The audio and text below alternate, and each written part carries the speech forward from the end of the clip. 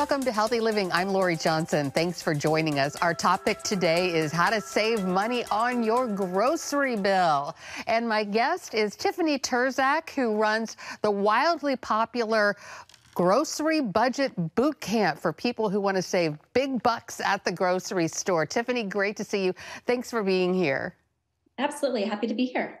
And also, we should mention that you are the author of a very popular blog called Don't Waste the Crumbs. And so you have lots of advice about how to save lots and lots of money on groceries. Can you give us some examples of how much money people can save?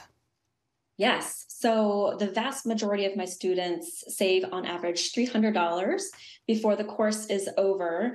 And depending on your level of experience, I've had some students save upwards of $1,000 to $1,300 off of their grocery budget. And now this is all coming, it all started from personal experience when you yourself had a real life situation and you needed to really tighten the belt and save money yourself, and you came up with all these great ideas. Talk about your own personal experience with saving money at the grocery store. Sure. My husband and I were in 6 figures worth of debt when we first got married. And fast forward, we tried the whole coupon thing. We added babies to the mix, and we were just really, really struggling with making it all work. But the numbers weren't adding up. And we realized that the one spot in our household budget that we could actually save money was the grocery budget. And so we capped our spending. And as I mentioned, we did the whole coupon thing. But then we started leaning more towards healthy eating and not so much of processed food eating and from boxes and such.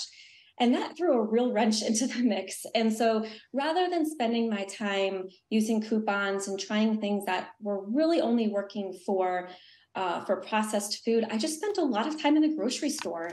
I tried to figure out where the grocery stores, like their marketing tactics, what did they do to make us as a consumer spend more money? And then I reverse engineered that.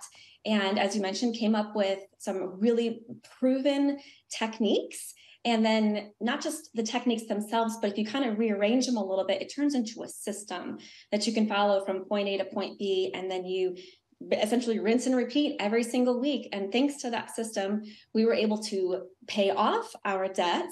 We built up an emergency fund. And then several years later, we bought our first home and paid cash. And then just not too long ago, we sold that home and reinvested what we had made, plus a little bit extra from our savings, and we bought a farm. So, we're proof positive that saving money on groceries can happen even with rising food costs and inflation. And it's not just, $5 here, $5 there. It's significant savings. And you are a woman of very strong Christian faith. You help so many people save money. Do you consider that a ministry? I do. I firmly believe, and Scripture says that every Christian at conversion is given a set of gifts. And I believe, and it's going to sound funny, but I think one of my gifts is efficiency and being able to take what you have and turn it into something. And I have a love for food. And so I took that gift and I applied it to the food realm and started the blog, Don't Waste the Crumbs. And we're publishing multiple times a week free recipes and meal plans, and then a lot of the experience that I learned inside the grocery store, we're putting that up on the blog as well in terms of shopping tips and shopping hacks.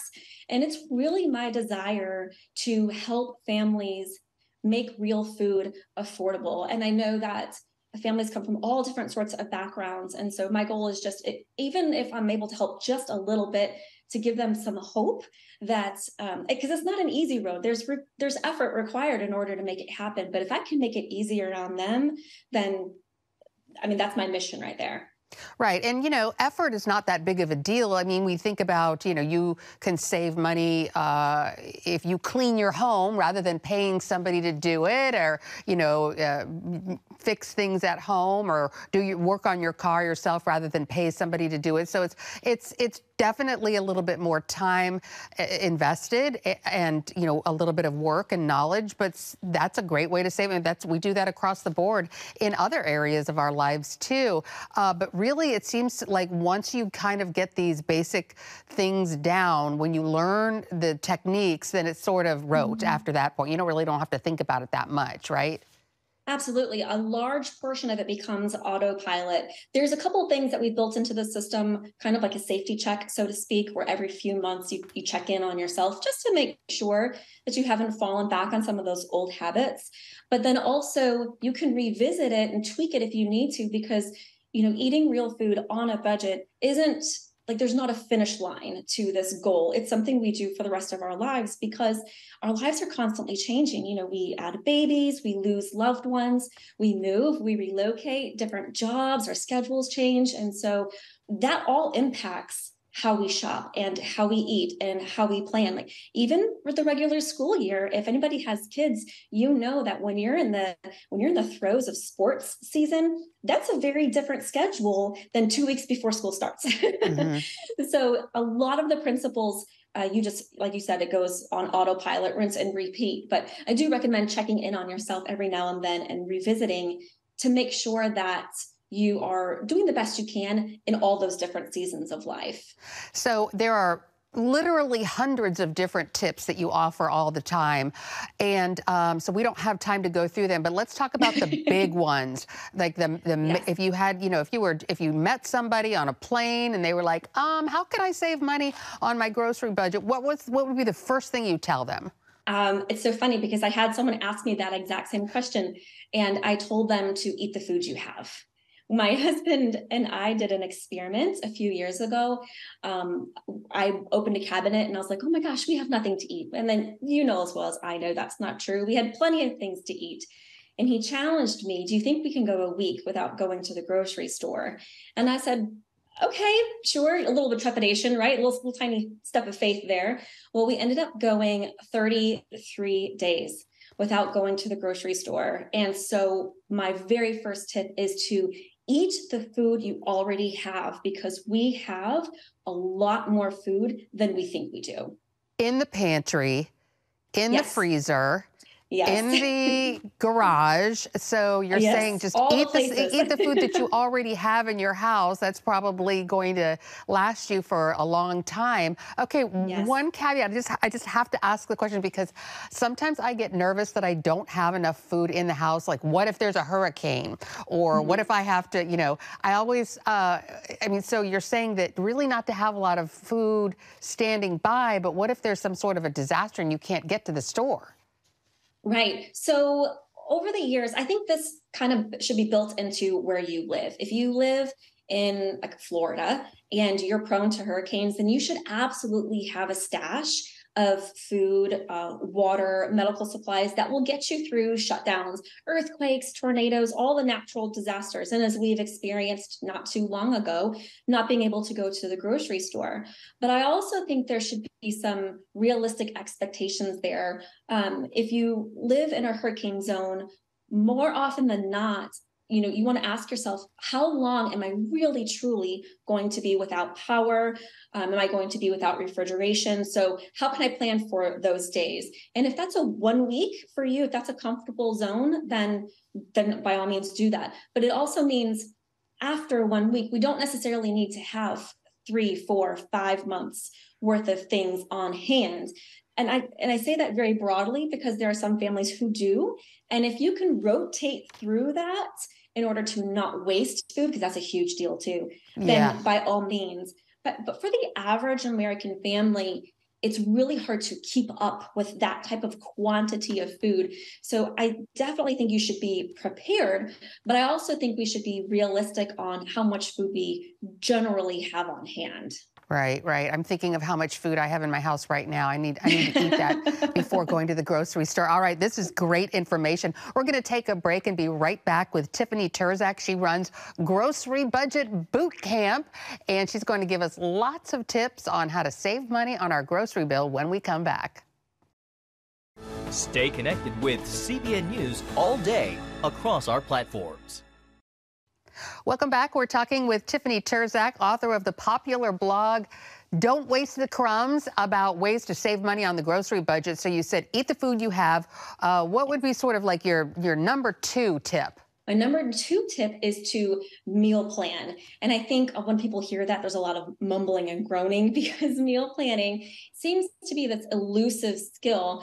And I'm going to break it down really simple. It's literally think of what you're going to eat based on what you already have and write it down on paper. And that is meal planning. It does not have to be any more complicated than that. You don't even have to make meal plans for a full week if you don't want to.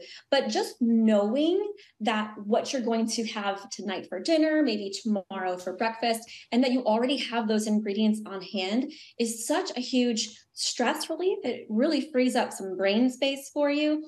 But it also means that you don't have to go to the grocery store. So therefore, you're not spending money out of pocket. But then it also goes back to tip number 1. You're eating the food you have, which would by default mean you're avoiding food waste, which is another fantastic way to save money. Eat what you have, plan your meals. What's number 3? Number 3 is to shop strategically. And I go in depth in this in my course, Grocery Budget Bootcamp. But really, truly, you want to be the very best shopper you possibly can. You don't what we don't want to do is walk into the store and haphazardly throw things into our cart. We have to remember that the grocery store wants us to spend money. So if we're looking to save money, we have to be proactive in how we approach our shopping trips. We're talking about making a shopping list and double checking, triple checking that shopping list. When we get into the store, we are sticking to that list. We're possibly even making substitutions on the fly. For example, if you find, if you needed lettuce, but it turns out the lettuce is not on sale like you thought it would be, learning how to substitute for that lettuce instead, maybe a different ingredient, or possibly even a different meal than you had originally planned. So you really want to be a smart shopper. So talk about sales at the grocery store. For example, I buy these certain types of protein bars, and they're really expensive, but every once in a while they go on sale, and they're non-perishable, so I can get as many as I want. So I try to wait until they go on sale and then buy enough to hold me over until the next time they go on sale. But I can't figure out when they go on sale. Right. Like, how often do stores put stuff on sale? Yeah, so historically, it's called a sales cycle. The sales cycle has been anywhere from 6 to 8 weeks. Now, post 2020, the sales cycle has been a little bit longer for various reasons that we've all experienced. So it's anywhere from 10 to 12 weeks. So depending on the item, and this is where it's really different because things like almond milk I'll see on sale pretty frequently, but like your protein bars, depending on the supply chain, depending on transportation, you may not see that on sale for another 10 to 12 weeks. So I would really pay attention to those sales and see if you can notice a trend. And that's going to be the biggest giveaway. And so when you see something that you will be eating and it's on sale, buy it up, right? And even and you can even do that for perishable things like meat, right? Absolutely. I'm a huge proponent of buying meat when it's at, I call it the rock bottom price, which is essentially the price that you've never seen it this low before. Well, you have because we're tracking prices, but there's a bottom price point, and we buy enough so that when it's on sale again in the next 6, 8, 12 weeks, we don't have to buy it again. We have enough to get us through.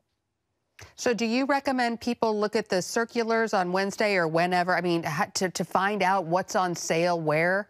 Are sales really important? They are important. I think when we approach sales, we're kind of expecting a pre-2020 sale cycle. And honestly, the grocery arena has changed significantly in the past few years. And so sales are still very, very important. A lot of people are writing them off, thinking because of inflation, because of who knows what issue, they're not important anymore. But the fact is that they're more important now than ever because food prices are going up, and it is harder to squeeze more into your grocery cart with the same amount of money. But paying attention to those sales is absolutely crucial.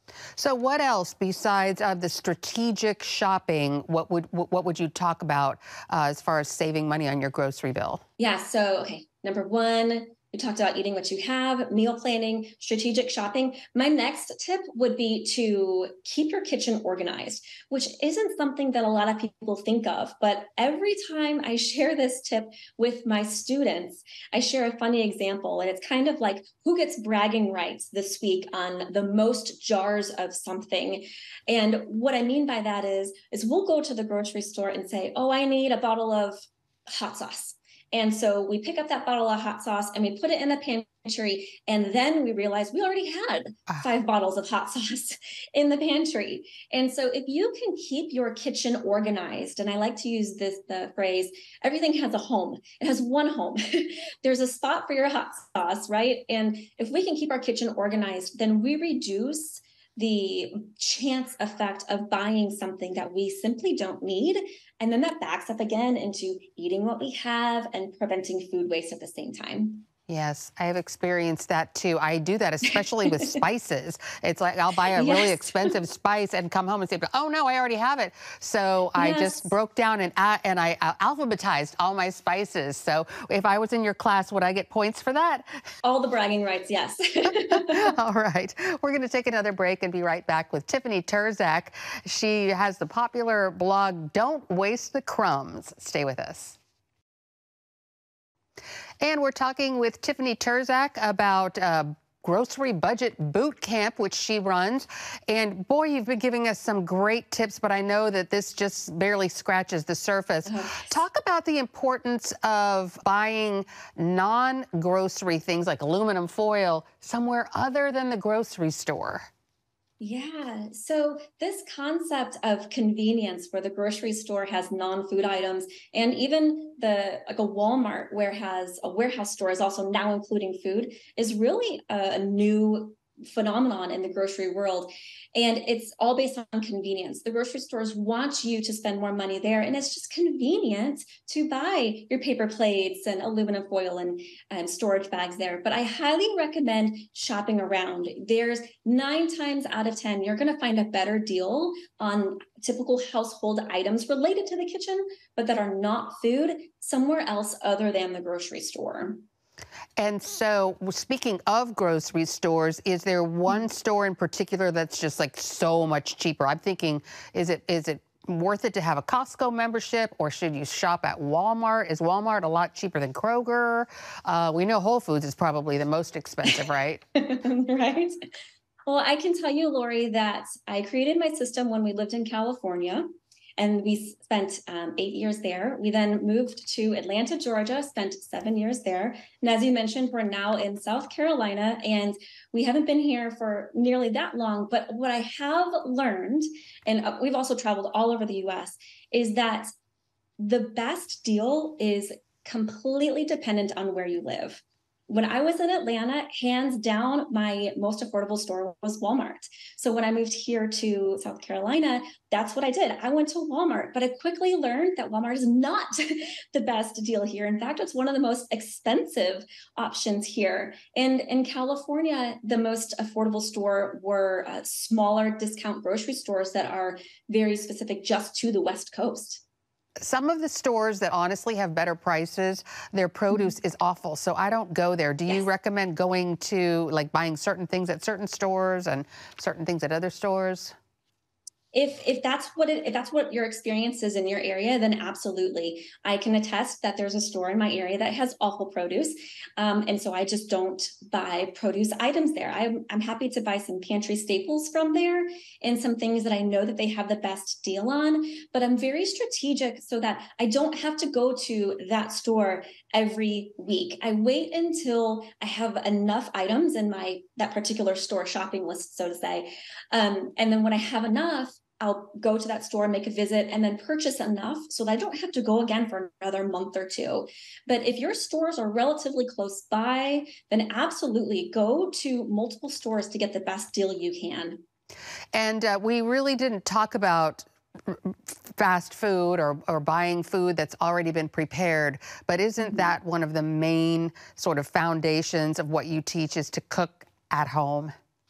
Yes, absolutely. There's a whole lesson in my course dedicated to cooking from scratch.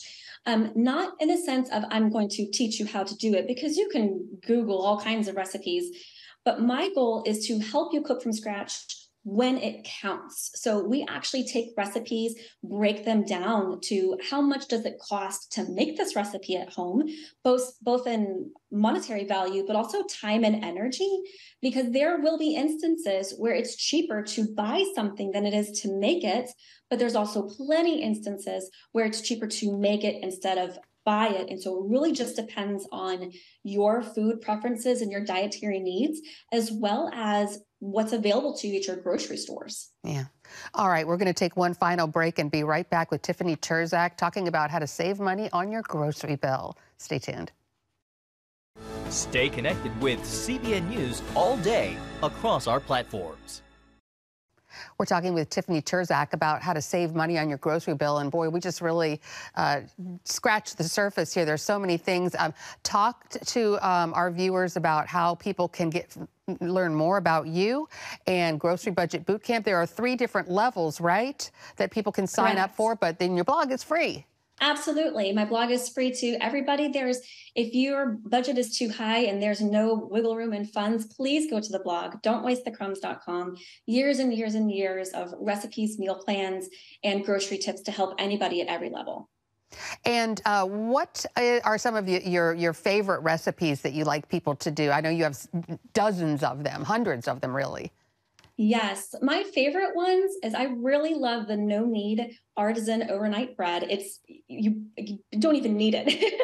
You kind of halfway stir it in a bowl and you've got a beautiful loaf of bread the next day. I also really like my slow cooker carnitas recipe. It's absolutely delicious. The house smells amazing. And then my homemade mayonnaise, which sounds very elusive, but it's ready in 2 minutes. Tastes so much better than anything you could buy at the store. And it's like $1 to make versus many dollars at the grocery store. Right, mayonnaise can be very expensive. Well, you are an inspiration, Tiffany. Thank you so much.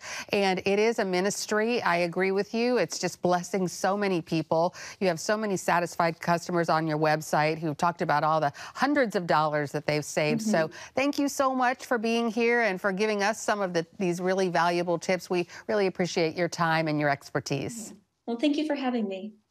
And thanks to you for tuning into this edition of Healthy Living. I'm Lori Johnson, and we'll see you again next week.